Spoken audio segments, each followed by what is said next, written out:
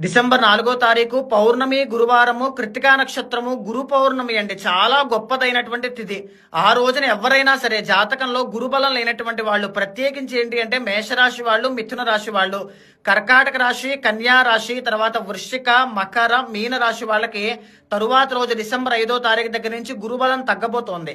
దీనివల్ల financial problems అనేటువంటివి కావచ్చు, లేకపోతే పెళ్లి విషయంలో, కెరీర్ విషయంలో అనేక మార్పులు రాబోతున్నాయి. ముందు జాగ్రత్తగానే డిసెంబర్ 4వ తారీఖున దగ్గరలోని శివాలయానికి వెళ్ళండి.